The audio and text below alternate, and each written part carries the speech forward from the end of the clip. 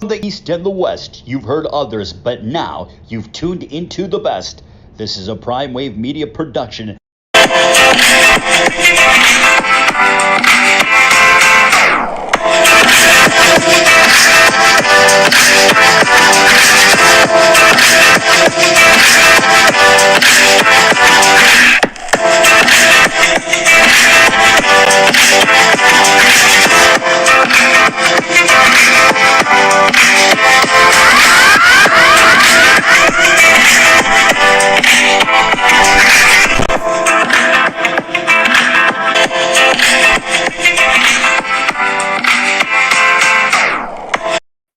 What's up, world? It's the one and only Pop DBIC, the PrimeTime Capper, and it is time for the premier sports betting show, the PrimeTime Angles Live.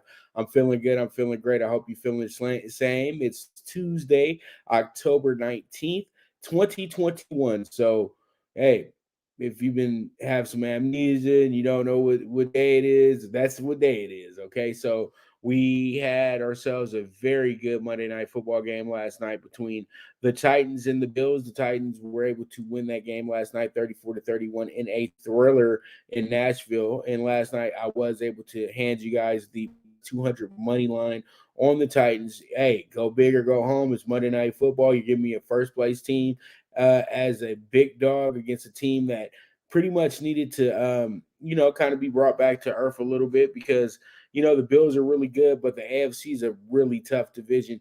And, week in, week out, when you have games like this against a team like the Titans, who are in first place and actually in a position where they're going to be able to probably cruise to the first place to the championship in the AFC South. And then you got a Bills team that's probably going to cruise towards their championship as well, too. So this was like a playoff preview last night. I think we are going to go ahead and get this one again, and it's probably going to be in Buffalo as well, too. And that probably will work out better for the Bills, but the Bills had a much better effort than they did last season when they did go against the Titans on a Tuesday, to be exact. That was a crazy week because they had a covered situation with the Titans and everything like that. So the Bills wound up playing them a little bit later on in the week than most of us were pretty much cluing together. And what happened is that the Titans got themselves a monster victory. They had some good run game going in that game that day. And Tannehill was really, really, really good. But yesterday, they had to really work for this one. You had Josh Allen throw for 353 yards yesterday, 3 touchdowns, only threw 1 pick. And then also Stephon Diggs had 9 catches himself with a touchdown.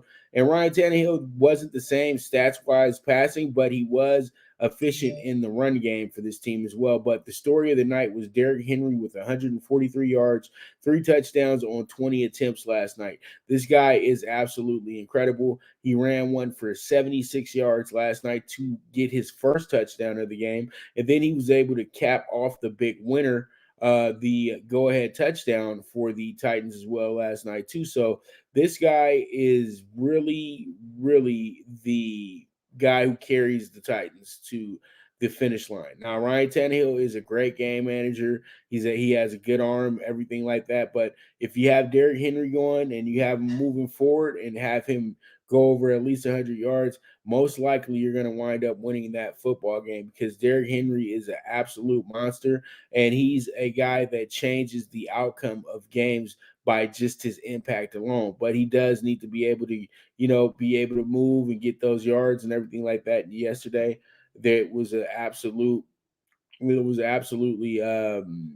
historic in a sense as well too, because this guy has absolutely crushed it the last few seasons as well too. Last year running for 2,000 yards and 27 touchdowns, this time coming back around and trying to duplicate that season somewhat, but he had a great night last night. He was able to get his team the victory and was able to get us that nice little ticket cast as well too. And we also were able to cast the plus 3.5 for the first half last night as well too. We couldn't get the over 10 in the first quarter, but you know what? All in all, that plus 200 looks mighty nice to start the week off with. And also last night, I gave my clients the plus 6 as our exclusive premium. So if you guys want to know what a premium is, that's pretty much my best bet of the day for only my clients, the people that are signed up. So pretty much we were able to cash that one in last night as well too, and giving ourselves a winning record this month in the premium bets as well. So it was a good night last night. Always love Monday Night Football is when I can go ahead and cash in a dog, especially when it's plus 200 or better. And you know what? I honestly say odds makers made this very easy for sharp guys and people like myself that, you know, you go ahead and you jump on the Titans because they're the team that really needs to stay afloat. They couldn't drop to 2-4. You got a Bills team that's playing really good football right now, but who did they play over the last few weeks? You know, I know they did lose to the Steelers, but the only other team on the schedule that they had that's a team with a winning record, well, now they're 500, are the Chiefs. So it all makes sense on why this game fell out the way it did. Hey, and at the end of the day, it is what it is. Great win for the Titans last night. The Bills don't have to worry about anything. They wanted to win the game last night. They didn't want to settle it in overtime. They wanted to take care of their business right there on the spot. They tried to get themselves a win with about 20 seconds left to go in the game.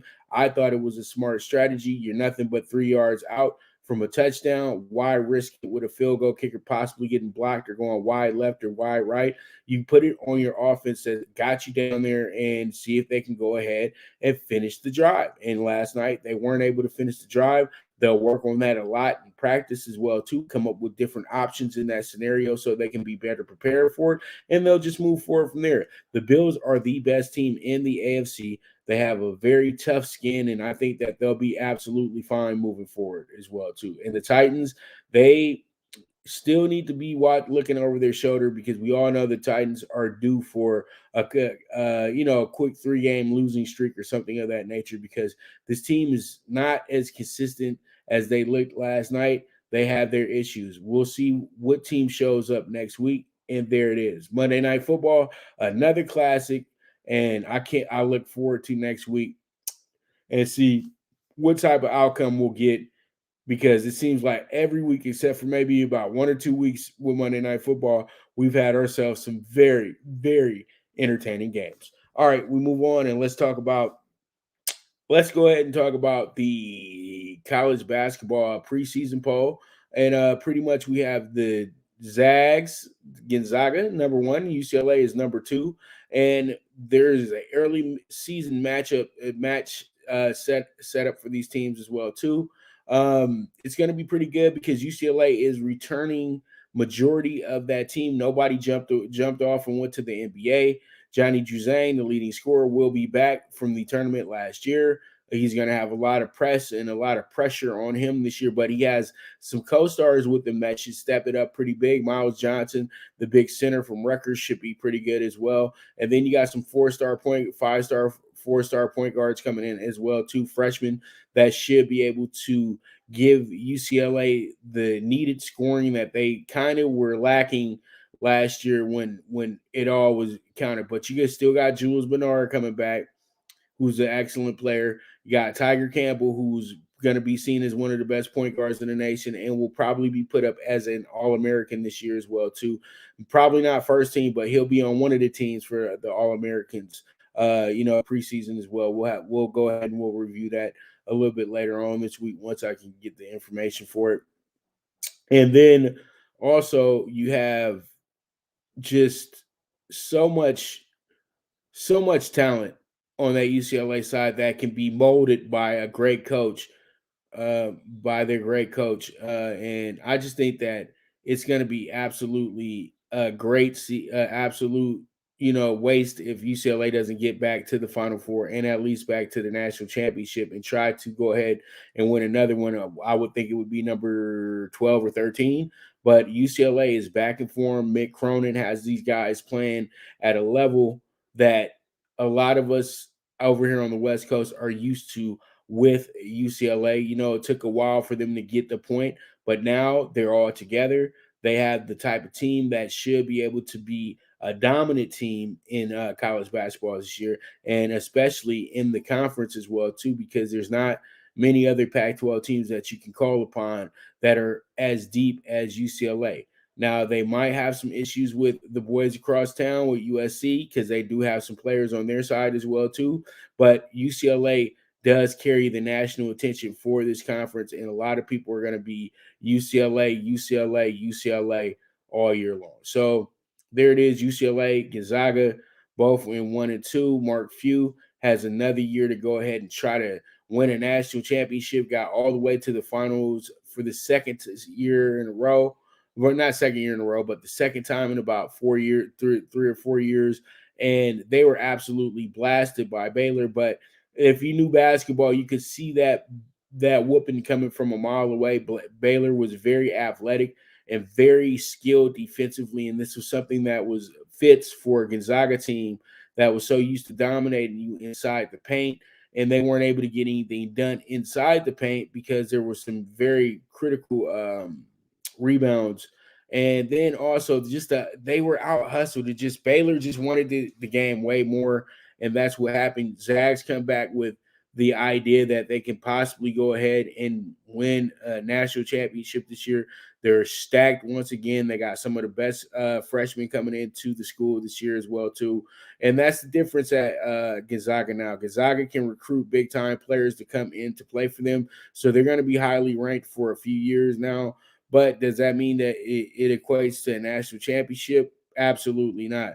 But all in all, though, this team will be one of the tougher teams to deal with throughout the college basketball season this year. And I look forward to a great, great season on the up and up because we got some good conference play coming up this year as well, too. Big East is going to be pretty heavy this year. ACC is going to be good as usual. And I think that we have to watch out just a tad bit for the SEC this year as well, too. They did present a lot of teams in the final within the Sweet 16 and everything like that. And they were good teams as well, too. Alabama, Arkansas, very good squads. And, they did very well without Kentucky being the star of the conference. So now it's a wide open SEC. Even though Kentucky's coming in here number 10 in the nation, I still think that they will be challenged by the very, very good teams in the SEC that all have veterans that have been on those teams for a long time. So this is going to be fun. It's going to be a lot of parity in college basketball. I look so forward to it, and I hope you look forward to it as well too. So we move on, and we have ourselves Cincy as the path to the CFP. It gets clearer with the number 2 ranking going into week 8. I say this because you have an Iowa team that lost to Purdue, who was seen as average, middling, maybe below average, and they lost to them badly, 24-7. But if you know college football and you know how the game works, especially in the Big Ten, the letdown weekend always comes after the big weekend where you win a big time game. And that's what exactly happened to Iowa. Iowa gets a monster win over Penn State, comes back the next week, plays flat, lays an egg, loses 24-7. We move on. This is why the Big Ten is held in high regard, because it is a very tough conference to win in week in and week out. You have a lot of teams that you're going against, and then you have a lot of teams that want to have that game. So then they can prove to, say, future recruits that, hey, you know what, we're trying to build here. We're trying to do something good here. Maybe we might have not got out the gate as fast as we wanted to, but you know what, we're making things work here. So you might want to still look us up and come play for us. But those wins are huge towards recruiting, and that one's huge towards getting into a bowl game later on this year as well too. This can change the whole fate of Purdue's season with the win that they had here. But I think that a lot of teams are going to be on high alert when Purdue comes to town for the when they're back on the road and everything like that, and when teams do visit them in Indiana as well too. So this should be seen as the moment where Cincinnati can say that if we win out, there's going to be a very, very, very, very hard decision to leave us out. And it's not going to happen, because once you see a team like Alabama go not be undefeated, then you know what? The door is wide open. Now they talk about what one loss teams are going to be in the Final Four this year. We can always all go ahead and say, okay, Georgia should be there. undefeated as well too. So if you have both these teams at 1-2 going into it, then you probably would set up a Georgia, if everything goes the way that I can kind of see it in my crystal ball. You probably set up Georgia against Ohio State, and then you would set up Cincinnati against Alabama. So pretty much you're trying to put together another SEC national championship game. I think a lot of us want to skip out on that game this year as well too. So a lot of people are going to probably be rooting against a team like Georgia all year, because Georgia to me has to win out for them to really even possibly think about, Final Four. Because if they wind up losing during the season and then they have to play Alabama at the end of the year and they wind up losing that game, then pretty much Alabama's in. I think Alabama's probably the only team that you could consider. It would be a long shot, but if they were to lose 2 games this year, they would still be mentioned for the Final Four. But honestly, I think that 2 losses puts you out this year. It's that simple. But you never know. You know what I mean? Because college football is weird like that. And sometimes teams might not do what they've done over the last few years, where you got 7 teams that lose 1 game. You might get 1 or 2 that lost a game, or you might get one undefeated team and everybody else lost 2 games. Then when you run into that scenario, what do you do then? But I know one thing, though. Nobody can deny this Cincinnati Bearcat team from playing in the CFP if they went out. I think the Notre Dame win by itself pretty much merits the fact that this team is legit and can keep up with the best of them. And it's Cincinnati. This is different from if you were Central Florida, if you were South Florida, any of those teams that, kind of just came into the national eye as of late. Cincinnati's a team that goes way back, and they've had a lot of great players come out of Cincinnati as well too. So this to me would be no shock if you have Cincinnati playing in the national championship, if you have them playing in the Final Four, because they wouldn't get to the national championship without winning that Final Four game. But you also need to look at the fact that if we were still in the BCS days, Cincy would have all the points and all the numbers to direct them towards a national championship game. So if this team wins out, you cannot deny them, because at one point they can possibly go to number 1 if Georgia does lose at some point this season as well too, if they keep winning and win out. Because we all have to keep it honest. We all know that the AAC always has that tricky game for any of their top teams during the season that they're going to really have to go into and fight and gut it out and try to get a win via comeback. So we'll see how it goes. We'll see how it shakes out. But all in all, college football is heating up and it's getting really, really good. So you guys make sure to pay attention, because now it's all about where we put them at in the rankings, and then the committees will start meeting in about another week or two to decide who's going to be moving forward. Think about that possibility. So with that, we're going to go ahead and take a quick commercial break. And when I get back, we're going to go over all the games for today. We got 2 baseball games, the ALCS Game 4 and the NLCS Game 3. And also we have opening night in the NBA as well, too. So I'll get into all that once we get back. So once again, this is the Premier Sports Betting Show, the PrimeTime Eagles Live, with the PrimeTime Capper, Pop DiBiase, and I'll be right back at you. Good News Only Racing Club, led by the legendary Doug O'Neill, the trainer of 2 Kentucky Derby winners, and I'll have another in Nyquist. Also trained 2-time Breeders' Cup champ Golden Sense, who are just a part of a long list of thoroughbred champions trained by Doug O'Neill. The Good News Only Racing Club has a young core of horses to look out for in Dennis's Celery, Irish Heatwave, and Notre Dame, just to name a few. Win the day every day with the Good News Only Racing Club, a proud sponsor of the NFL Bet Exchange. From the East and the West, you've heard others, but now you've tuned into the best. This is a Prime Wave Media production.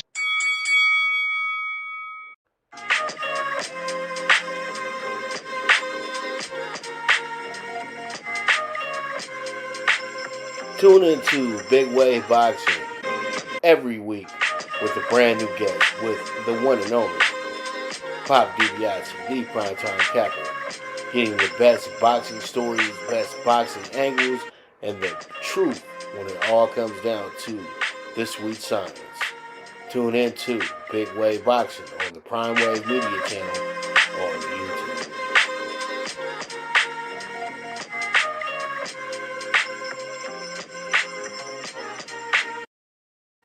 All right, we're back with the premier sports betting show, the Primetime Angles Live, and let's go ahead and jump into what we got going tonight.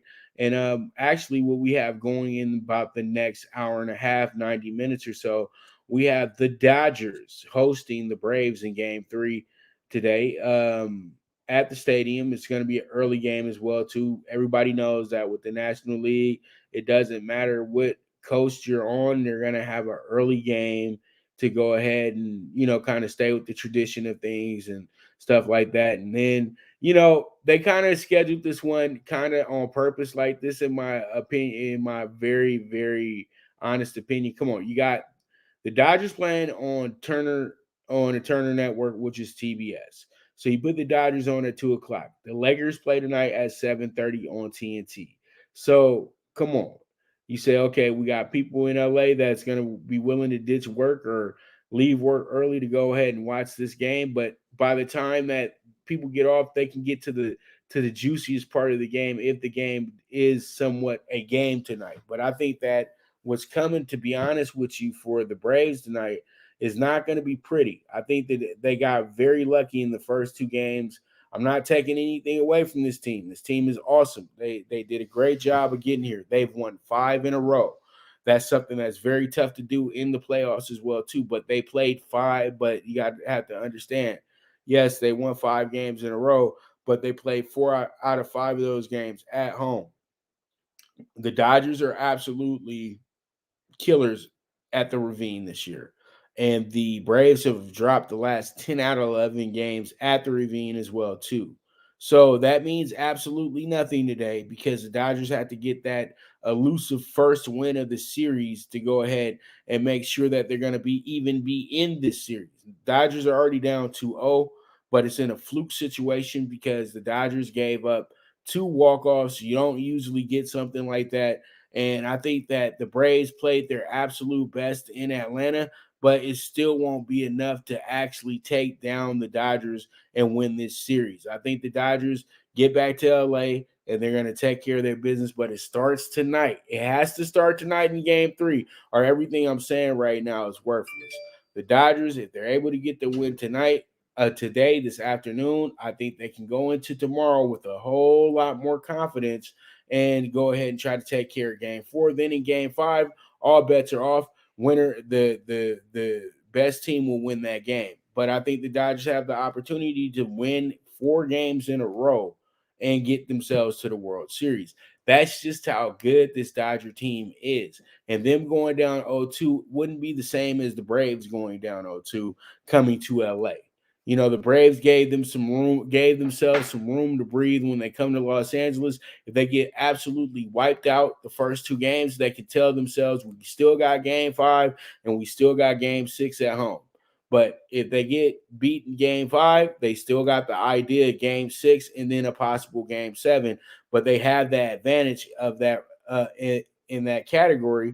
And, a lot of people might still say, okay, well, we got the believing Braves right now, and they could possibly go ahead and knock off those 2 games. And, Dodger fans are sad again. But I say that's my just bold prediction about the series, but I truly do think that the Dodgers are more than capable of winning this series 4-2, to be honest with you. But there's no slight to the Braves. The Braves are a great team, but I just think that the Dodgers are just that much better. You have to understand, Game 1, 16 strikeouts with, 10 relievers, and they lose by 1 run simply because you made a running error in the bottom of the 8th, in the bottom of the 9th, which possibly would have been the go-ahead run for the Dodgers. You breathe a little easier. You get your actual closer in there, or you go ahead and get Trenton in there, and then it could work itself out. Or you push it, or it gets pushed to extra innings. Regardless, though, that running mistake was a big part of that game being lost. And then we all know Nobody needs to get mad at Dave Roberts for doing his job and putting in the best, one of the best pitchers in all of baseball to try to hold the game for him, as he was going to hand the ball off to a guy that throws 103 miles per hour to go ahead and close the game. Dodgers were up 2 runs. Yes, that's great. But to me, at the same time, this was the game where the Dodgers had to score a lot of runs just to send a message to the Braves. I think the Dodgers will get the memo tonight, and they'll possibly be able to go ahead and get over 4 runs, which has kind of been the hindrance for the Dodgers. They scored 2 opening night, and second game they scored 4. So if they can get over that hump, they'll be fine. But honestly, though, I trust the pitching today, and I think what winds up happening is that we get a low-scoring game, but the Dodgers just absolutely dominate this low-scoring game. So we'll see how it goes. We'll see how it shakes out, and we'll just go from there. And I don't think Atlanta has a shot to be in this game. I'm not trying to hate or anything like that. I'm just trying to be honest that, you guys know, I know that the Dodgers have much better when it comes down to the overall team.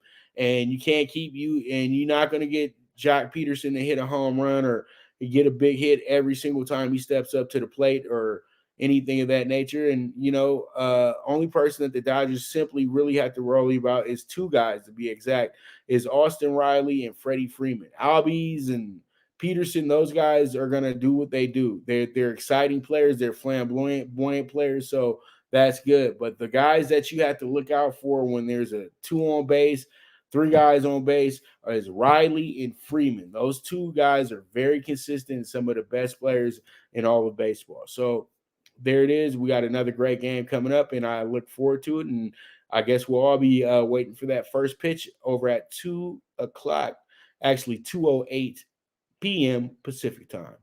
All right, so we move on, and let's go ahead and talk about the evening game tonight. And then last night, it was a absolute thriller as well. It wasn't a thriller. It was kind of over pretty early.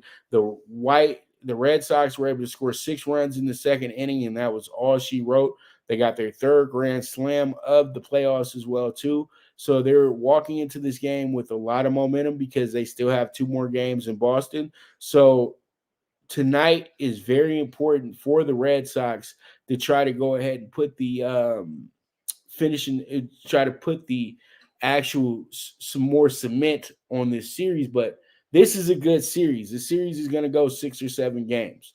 I truly, honestly think that the Astros, after the butt whooping they took in game 2 and the butt whooping that they took last night, that they're tired of all of this. And then they have Zach Greinke on the mound, who is fresh right now, who is fresh, ready to roll. Very good veteran as well, too. A Hall of Fame career, maybe. But thing is, Zach Greinke shows up and he balls out. He pitches very well. A lot of people over here in LA still wish he was a Dodger, but you know what? That didn't work itself out because the man went off and got himself another big contract, his 3rd in the MLB. That's absolutely awesome because he was able to still make $160 million, and he was in his mid 30s when he signed the deal. That's how premium pitching is in the MLB. And I think that Zach Greinke can go ahead and be the hero today and have himself a great game for the Astros and get themselves a nice little win over here over the Red Sox, who feeling really good about themselves moving forward now. And I think that that's something that you got to have that confidence, but we still do need to remember that the Astros honestly are still like the best team in the American League. They still have a lot of guys from their group that won the World Series, and they have Dusty Baker as their manager as well too, who's old vet when it comes to the management game, and he was a player in the league as well too. And you know what? All what Dusty knows how to do is win, and Dusty wants to still make up for what happened to his Giants back in 2002. So Astros should be much better today. I know that Dusty's going to put together the type of lineup that's going to favor Greinke as well too, to help him out with some run support. And I think that this will wind up being an Astros win today, and we're going to get ourselves a 2-2 series. And then we'll have the Winner for Game 5 gets the advantage moving forward back to Houston. So we'll see how it goes. We'll see how it shakes out. But that is our game for the night in the American League, and it's going to be the Astros, who are down 2-1 against the Red Sox at the majestic, classic Fenway Park. All right, so we move on to NBA opening night. And I just want to open up with a little bit of news real quick. I'm not going to get that far into it because it's really kind of doesn't mesh with gameplay right now, but it does have a big factor on a team moving forward, and that's going to be the Ben Simmons issue in Philadelphia right now. Ben Simmons was actually kicked out of practice today because he didn't want to participate in a defensive drill or something of that nature, and Doc Rivers wasn't having it today. He wasn't trying to reason with his point guard today and just asked him to go home. So why is it that Philadelphia doesn't understand that the young man doesn't want to play for their team anymore? I think that Philadelphia is making a really, really bad decision right now, even bringing him anywhere near this team. I think this team can do a lot of great things this year. They can possibly get to the NBA Finals as well, too. Joel Embiid is their superstar. We all need to understand that, but they have a lot of really high-end role players on this team as well, too, that can step it up. Ben Simmons is not going to make that much of a difference for this Philadelphia 76ers team moving forward. And that showed last year in the playoffs when he was unable to help this team beat the Hawks, who they were very highly favored to beat. And he kept skipping out on very easy plays to make passes and things of that nature. And I think the ridicule from the Philadelphia fans set him in a position where he absolutely doesn't want to do anything else with this franchise, this city, the people in the city, and he just wants to move on. There's a deal in play. There was a deal already in place to send him to Sacramento. You would have been able to get Buddy Hield, Marvin Bagley Jr., and probably some more picks as well, too. But since they didn't add De'Aaron Fox, you want to kind of play the stall out game.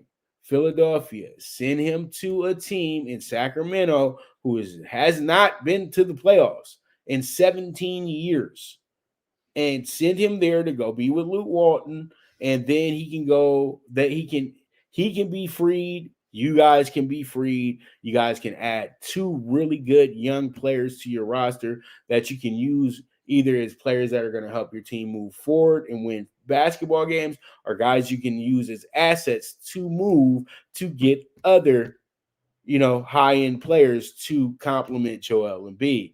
It's not really that hard, Philadelphia. Just get over it already. The kid doesn't want to be there with you. Just let him go. It is what it is. You don't need the distraction. He wants to play.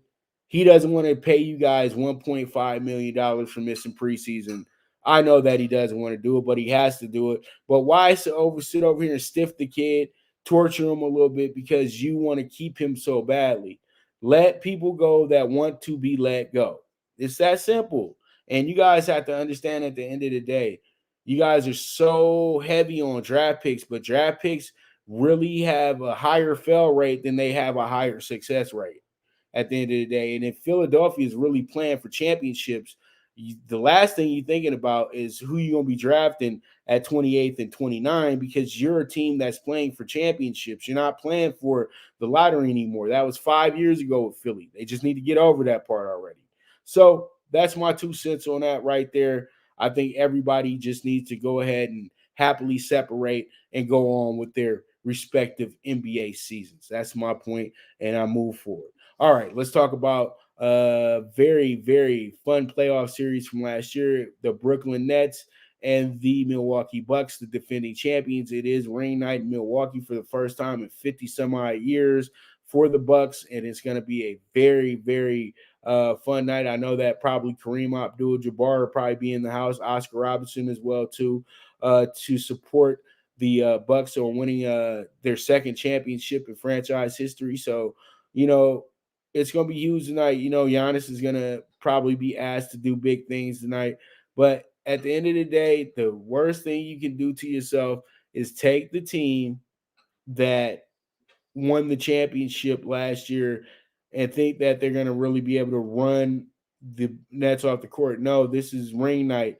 Usually on ring night, it winds up being a long, extended celebration. A lot of emotions pour out, all that stuff, and pretty much you come out into the game pretty flat. You know what I mean? They got fireworks going off. The court's still going to be smoky in a sense as well too from all the celebration they do before it. So you have to get yourself keyed up and into the game. And I think what happens here is the Bucks have last season on their mind and the way that game finished up. And I think they're not going to show any mercy tonight with the Bucks. I think that they're going to go right at their throat. And I think they wind up winning this game by 10 or more points, to be dead honest with you. I know the Bucks are an awesome team and they're going to have a great season this year, but I just think that the Nets, with everything that's been happening with Kyrie, with all the negative news that they've been catching lately, those guys are just ready to go play some basketball. And tonight the Bucks will probably be the victim, but we'll see how it goes.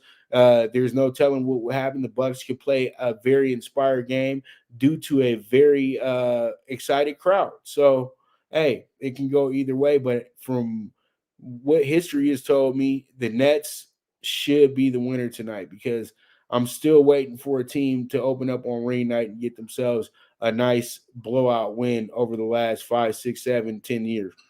It hasn't happened. Even those great Warriors teams used to lose on opening night as well too. So we'll see how it goes. We'll see how it shakes out. But Nets at Bucks, this will be a good one. It will be on TNT tonight at 5 o'clock. So you guys make sure to tune in for that one. All right, we move on to this game. And I got to throw this up here as well too, and that's the state of the Lakers. And what's happening tonight. It's the opening game for all these new players that are on the roster now. You guys have to understand the Lakers for the third year in a row have overhauled the roster. First year, it was the youth movement with LeBron. Youth movement didn't work. Youth movement gets sent to New Orleans, and the only one that gets to stick around is Kyle Kuzma. Then the Lakers go off and have to have a shortened season, win a championship year 2. Year 3, the Lakers add a bunch of players for the bench.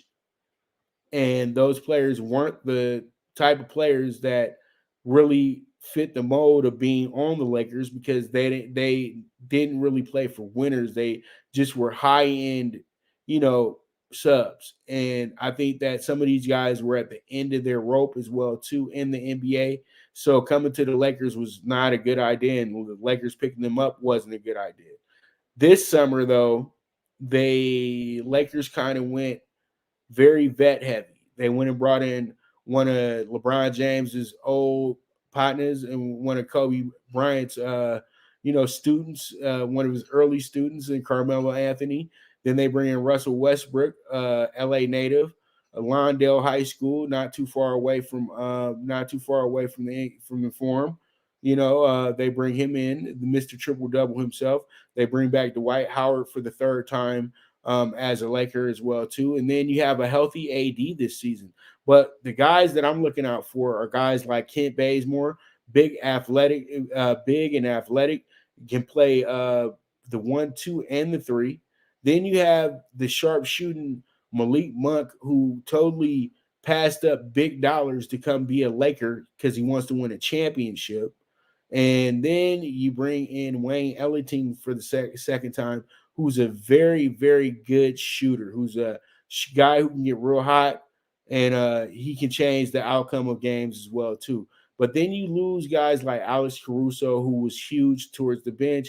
And when he started, he was huge for the starting lineup as well, too. Everybody does remember Alex Caruso was a part of the game-winning, championship-winning lineup on the night the Lakers won that championship. So, that was a hard player to part ways with, but it was either him or THT, and it wound up being that Caruso got paid a couple more dollars than the Lakers could offer him. It wasn't that the Lakers didn't want to offer him what he wanted. It's that the Lakers are very cash strapped due to a big contract with LeBron James and with the future of the franchise, Anthony Davis. So that's why the Lakers had to, move on from a player that they like a lot. And, that was okay because they were able to retain THT. But a lot of Laker Nation, and a lot of people probably felt that you could have let THT walk and you keep Caruso. But regardless of anything, you get Caruso gets a chance, and also a former Laker, Lonzo Ball, get a chance to prove themselves in the Eastern Conference with the Chicago Bulls, who are thirsty to win some basketball games. So there's good for them, and the Lakers moved on accordingly, and it is what it is. And the Lakers were able to luck up yesterday, and also bring back point guard from that championship season, Avery Bradley, a guy that did decide to opt out of not playing in the bubble. So now he gets to come back around and play with the Lakers and actually finish up what he started off with the Lakers, hopefully, if he's able to maintain his roster spot on the team. People have to understand he just got cut by the Warriors. So I don't know if he's still the same player he was with the Lakers a few seasons ago. But when we get into the game tonight, the Lakers know how tough this one is. They're going against a good old rival in Steph Curry tonight and Draymond Green and their coach, Steve Kerr. The Golden State Warriors always come with their A game for the Lakers, especially in Los Angeles. And I know things have changed over the last few years where the Warriors aren't that dominant team anymore, but still, they know what time it is. It's LA night, it's Hollywood night, it's opening night, and they want to look good tonight. So this is going to wind up being a much better game than most think it's going to be. And I think what happens here is that the Lakers are going to get a little surprised here and have to really be in. This game is going to get intensified, and I think that it's going to come down to the last moments of this game to decide who the winner is going to be. And if it does go like that, that's great theater for us fans. So with that, there it is. I'll have your winners for these games in a moment, and where I'm going to with these bets as well too. So you guys stay tuned to the premier sports betting show, the Primetime Angles Live, with the one and only Pop DiBiase, the Primetime Capper.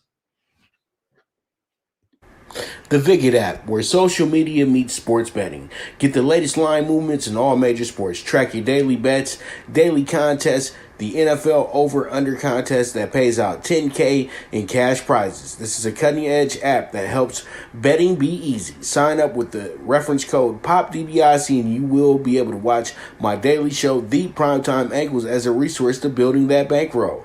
Viget is available in your Apple or Google Store on your iOS or Android. The social sports betting app, Viget.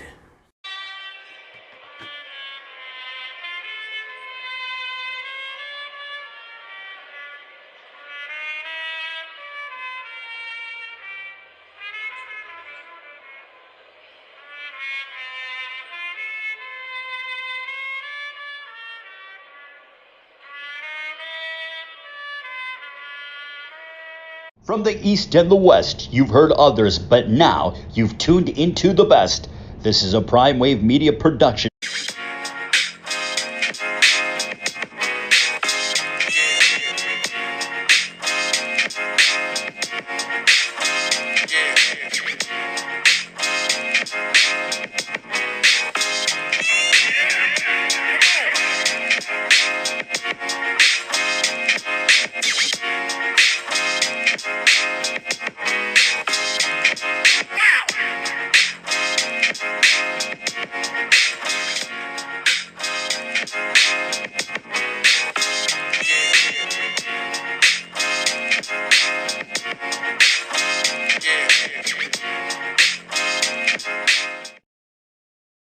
We are back with the final stretch of the show. And you know what time it is. It's time to talk about those tickets. And when we start talking tickets, you know what that's all about. That's all about where we're going tonight with the games that are on the board. So up first, let's go ahead and talk about what's going on here in the NLCS, because that game is the first game of the day when it comes to the games in this group. And from what I have here, I have the Dodgers with the 1.5 run line.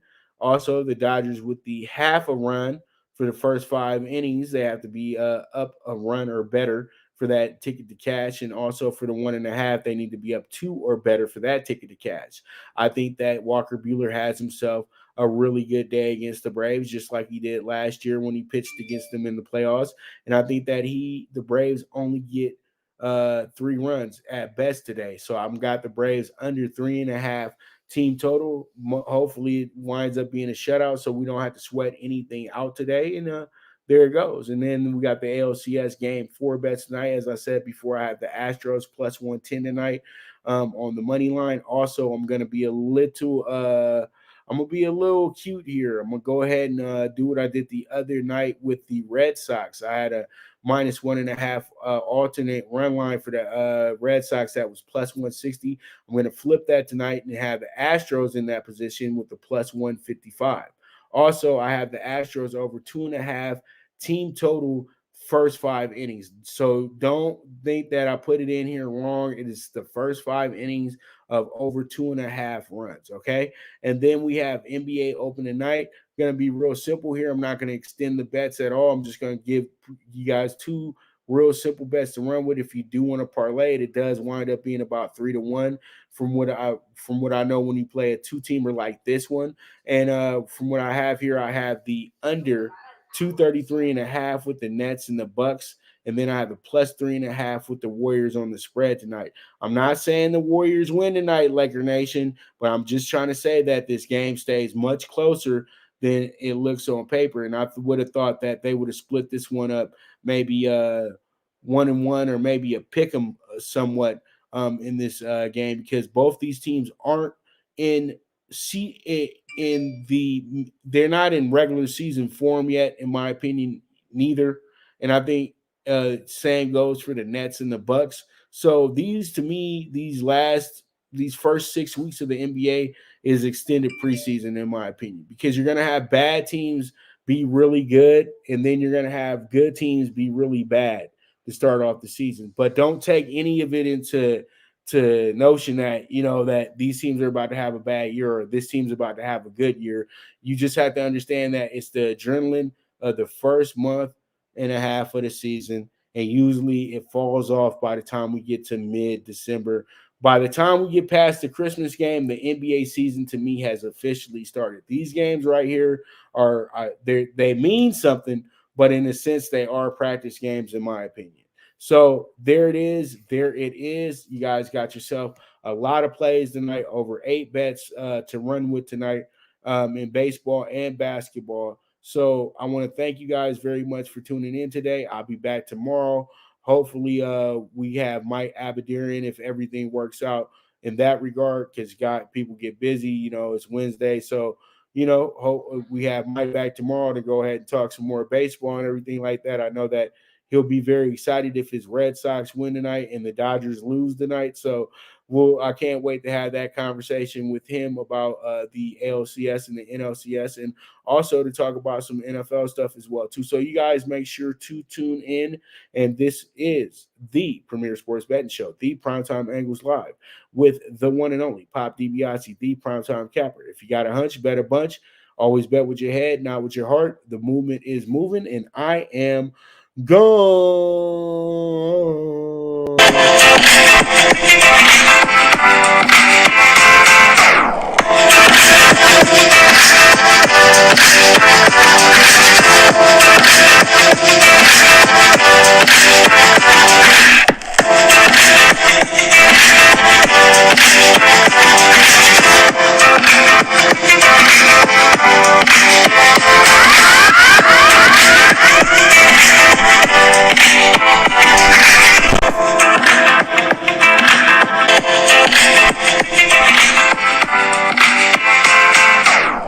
From the East and the West, you've heard others, but now you've tuned into the best. This is a Prime Wave Media production.